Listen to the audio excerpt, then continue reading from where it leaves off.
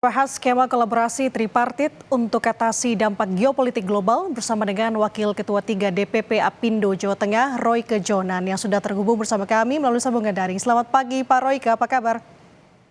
Selamat pagi, semangat pagi. Ya, kabar baik.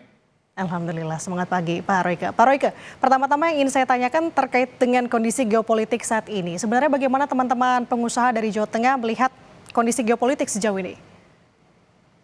Untuk kondisi geopolitik saat ini, teman-teman para pelaku usaha itu harap-harap cemas, berharap masalah ini cepat selesai dan cemas jangan sampai permasalahan yang ada berkelanjutan terlalu lama gitu, Mbak.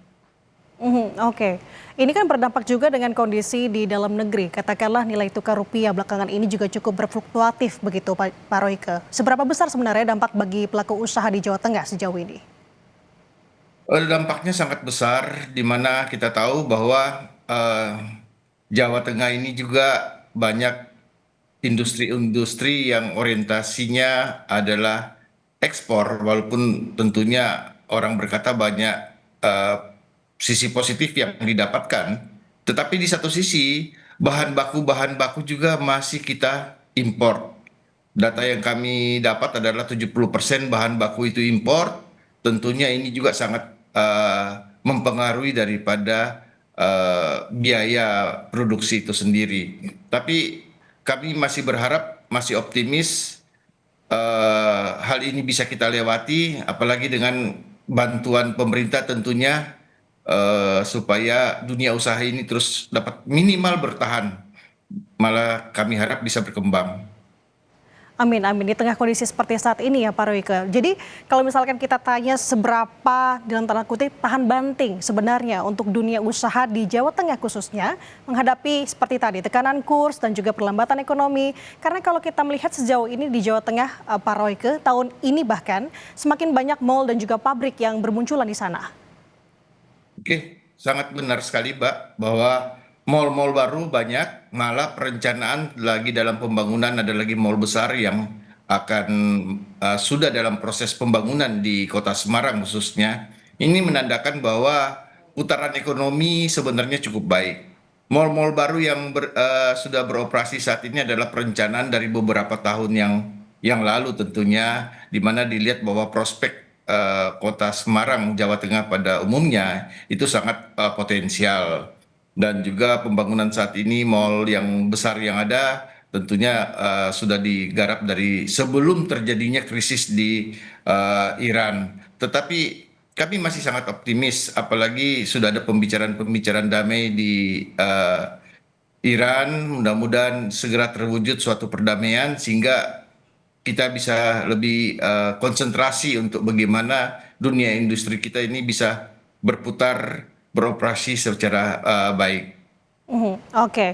Pak Royke mungkin bisa digambarkan kepada kami mengenai dampak lanjutannya seperti apa? Apakah memang perusahaan di Jawa Tengah yang mungkin sudah mengurangi produksi atau mungkin juga menunda ekspansi akibat ketidakpastian ekonomi saat ini, Pak Royke?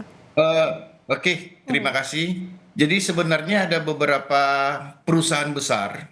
Kami mendapat laporan bahwa ada perusahaan besar sebenarnya dalam waktu dekat akan melakukan ekspansi, tapi tetap berada di wilayah Jawa Tengah.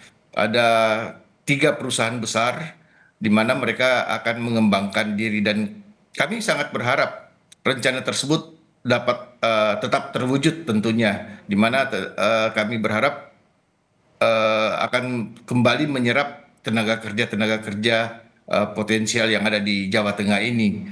Tapi memang di satu sisi ada beberapa perusahaan khususnya yang menengah itu cukup dan sangat terpukul dengan situasi yang ada ini. Nah, disinilah kami berharap kerjasama pemerintah dan pengertian daripada teman-teman pekerja untuk bagaimana kita berkolaborasi bersama secara tripartit untuk bisa tetap hidup, tetap bertahan dalam situasi yang sangat sulit ini. Oke, saya tangkap apa yang disampaikan Pak Royke bahwa memang ada beberapa pengusaha yang mencoba untuk ekspansi tapi tidak bisa sejauh itu, harus ada batasannya begitu. Nah, kalau dengan kondisi seperti itu Pak Royke, saat ini masyarakat khawatir soal PHK katakanlah. Apakah kekhawatiran itu beralasan Pak Royke? Ya, ya tentunya sangat beralasan ya, Mbak ya. Di mana eh, dengan kenaikan dolar yang cukup tinggi, dengan suku bunga juga yang masih tinggi, tentunya menghambat daripada operasional perusahaan. Dan memang dalam laporan yang kami dapat di pemerintah ya, untuk pemerintah tentunya datanya lebih sedikit daripada kenyataan yang ada di lapangan, tetapi secara sampai dengan 20 Mei ada 4.820 pekerja yang baik itu terjadi PHK maupun kontrak kerjanya tidak diperpanjang. Nah, harapan kami bahwa ke depannya biasanya juga kami lakukan itu adalah kami duduk bareng dengan pemerintah dan teman-teman pekerja untuk mencarikan solusi bagaimana agar perusahaan-perusahaan yang terganggu dengan situasi yang ada ini tidak semakin banyak dan tidak semakin membesar. Oke, 4.000, sekitar 4.000 masyarakat di Jawa Tengah terdampak dari kondisi ekonomi saat ini. Berarti tadi Pak Royke sampaikan untuk pengusaha dan juga pemerintah duduk bareng. Sepertinya apakah memang ada kebijakan dari pemerintah saat ini yang sudah cukup membantu dunia usaha untuk menghadapi kondisi ekonomi saat ini?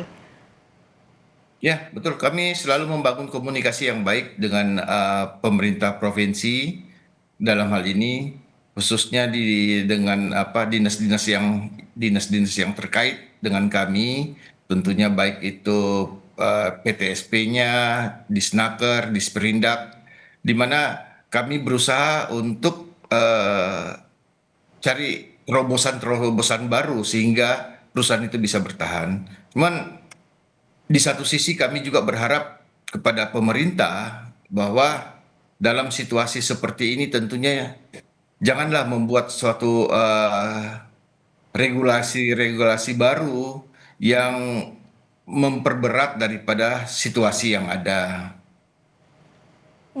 Oke, berarti Pak Royke, dari teman-teman pengusaha khususnya di Jawa Tengah, strategi apa yang dilakukan teman-teman pengusaha di Jawa Tengah untuk bisa bertahan di tengah kondisi seperti saat ini, di tengah kondisi rupiah yang tidak stabil, dan mungkin apa yang ingin disampaikan Apindo Jateng kepada pemerintah pusat maupun juga daerah saat ini?